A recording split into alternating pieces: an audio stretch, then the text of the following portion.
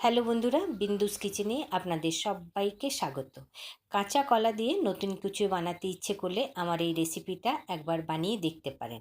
একদম নতুন রেসিপি, কাঁচা কলার পকোড়া কারি। এই রকম রেসিপি আমার মনে হয় না যে আগে বানানো হয়েছে। আমরা তো কুপ্তা কারি বানিয়ে থাকি বা আর অন্যান্য রেসিপি বানিয়ে থাকি। তাহলে চলুন রেসিপিটা দেখে নিই। আমি এই রেসিপিটা বানাবার জন্য হাফ কাপ ছোলার ডাল 4 ঘন্টা আগে ভিজিয়ে দিয়েছিলাম। দেখুন খুব ভালো করে ভিজে গেছে। এবারে এটাকে আমি এখন পিষে নেব। তো জলটা ছেঁকে নিয়েছি। জল থেকে ছেঁকে নিয়ে এই ছোলার ডালগুলো মিক্সির বাটিতে দিয়ে দিচ্ছি। আর এর মধ্যে এখন আমি দিয়ে দিচ্ছি 3-4টে রসুন আর 3টে কাঁচা লঙ্কা কেটে দিয়ে দিচ্ছি। এর মধ্যে বিশেষ কিছু মশলার প্রয়োজন হয় না। দেখুন একটু মোটা রেখে মানে দরদরাভাবে এটাকে আমি এখন পিষে নিলাম। দেখুন একবার দেখিয়ে দিচ্ছি, ঠিক এই রকম এটাকে পিষে নিতে হবে। তার জন্য এটার কিন্তু টেস্ট খুব ভালো হবে। তো এটা আমার বাটা হয়ে গেল। এখন এটাকে আমি একদিকে রেখে দিচ্ছি।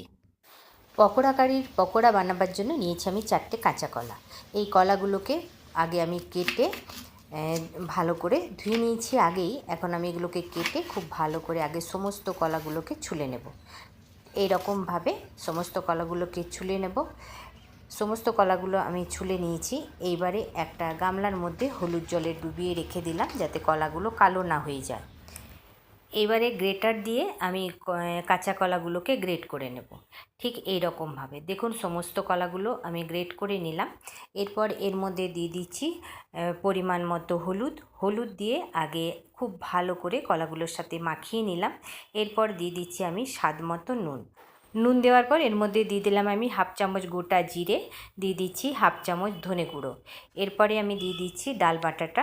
সমস্ত ডাল বাটাটা দিয়ে খুব ভালো করে আগে আমি চামচ দিয়ে কলাগুলোর সাথে খুব ভালো করে মিলিয়ে নিচ্ছি। দেখুন খুব ভালো করে মিলিয়ে নিলাম। এরপর এর মধ্যে দিয়ে দিচ্ছি 1 চামচ বেসন দিয়েও খুব ভালো করে এটাকে মেলাবো, কিন্তু এবার আমি হাত দিয়ে খুব ভালো করে মেলাবো। মেলাতে একটু খুব ভালো করে ফেটিয়ে নেব। এই মিশ্রণটা একটু ভালো করে ফেটিয়ে নিলে পকোড়াটা খুব ভালো হবে, ফুলবে ভালো, নরম হবে, খেতেও খুব টেস্ট হবে। তো দেখুন এই রকমভাবে খুব ভালো করে ফেটিয়ে নেব। তো এই রকম রেসিপি অবশ্যই একবার আপনারা বানিয়ে দেখতে পারেন। মিশ্রণটা আমার রেডি হয়ে গেছে পকোড়া বানাবার জন্য।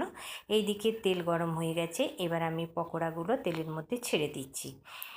একবারে খুব ভালো করে যতগুলো আসবে ততগুলোই দেব। এবারে উল্টে পাল্টে খুব ভালো করে লাল করে পকোড়াগুলোকে ভেজে নেব।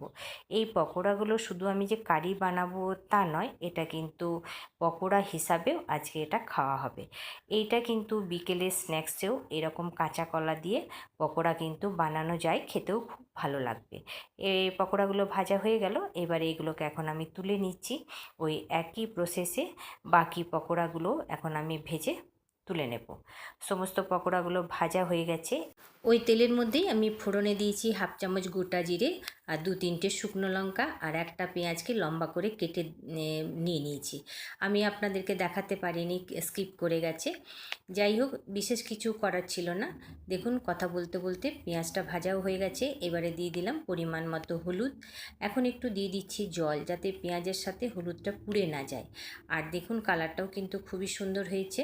তার জন্য এবারে এর মধ্যে দিয়ে দিচ্ছি আমি হাফ চামচ রসুন বাটা।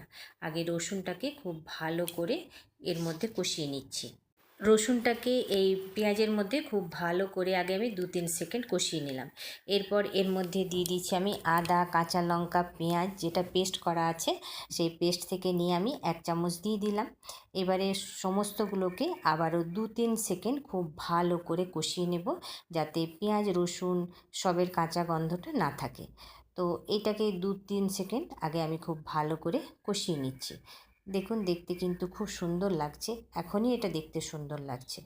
তো দেখুন তেল ছেড়ে দিয়েছে মশলার থেকে। এবার এর মধ্যে দিয়ে দিচ্ছি আমি হাফ চামচ ধনে গুঁড়ো, হাফ চামচ দিয়ে দিচ্ছি আমি লাল লঙ্কার গুঁড়ো, আর এর মধ্যে এখন আমি দিয়ে দিচ্ছি হাফ চামচ জিরে গুঁড়ো।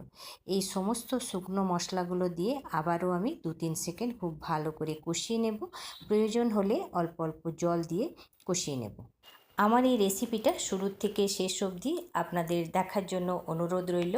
আর রেসিপিটা যদি ভালো লাগে তাহলে বিন্দুস কিচেনকে লাইক সাবস্ক্রাইব অবশ্যই করবেন, অনেক অনেক করে শেয়ার করবেন, অনেক অনেক করে কমেন্ট করবেন।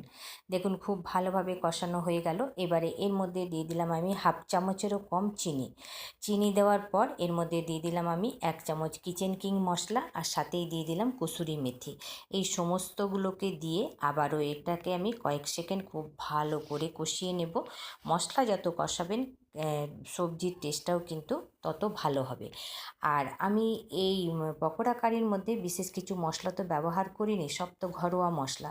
কোনো উপরি কোনো কাজু বাটা, কোনো মগজ বাটা এইসবের তো ব্যবহার করিনি। একদম সিম্পল সবজি, খেতেও কিন্তু দারুণ হবে। তো দেখুন আমি ঝোলটা বেশি পরিমাণেই রেখেছি, কেননা পকোড়াতে তো একটু জল টানবে, তাই আমি জলটা একটু বেশি দিলাম। খুব ভালো করে ফোটার জন্য অপেক্ষা করব। যখন ফুটে যাবে তখন এর মধ্যে দিয়ে দিতে হবে 1 চামচ ঘি। ঘি দেওয়ার জন্য এর ফ্লেভারটা কিন্তু দ্বিগুণ হয়ে যাবে, আর খেতেও খুবই ভালো লাগবে। আর এখন আমি এর মধ্যে ওই পকোড়ার থেকে দুটো পকোড়া নিয়ে চুর করে এই ঝোলের মধ্যে দিয়ে দিচ্ছি। এর জন্য ঝোলটা গাঢ় হবে আর টেস্টও কিন্তু ভালো হবে। তো দেখুন খুব ভালো করে সমস্তগুলোকে এখন আমি একবার খুব ভালো করে মিলিয়ে নিচ্ছি। এই পকোড়া কারি কিন্তু ভাতের সাথে তো খেতে ভালো লাগেই, আপনি কিন্তু রুটি পরোটার সাথেও খেতে পারেন, এটা তাতেও কিন্তু খেতে দারুণ হবে। খুব ভালো করে যখন ঝোলটা ফুটে উঠলো তখন এর মধ্যে দিয়ে দিলাম আমি পকোড়াগুলো দিয়ে কিছুক্ষণ ফুটাবো। সেকেন্ড 2 এর মতো এটাকে ফুটিয়ে নেব, তাহলেই কিন্তু রেডি হয়ে যাবে আমার পকোড়া কারি। দেখুন গ্রেভিটা যেমন খাবেন সেই রকমই রাখবেন, আমি কিন্তু এরকমই রাখবো। নুনটা একটু দেখলাম কম আছে, তাই একটু আমি নুনটা দিয়ে দিচ্ছি। নুনটা দিয়ে নাড়াচাড়া করে এটাকে এখন আমি নামিয়ে দেব। তো দেখুন খুব ভালো করে মিলিয়ে নিলাম। এবার একটা বলে আমি নামিয়ে নিচ্ছি।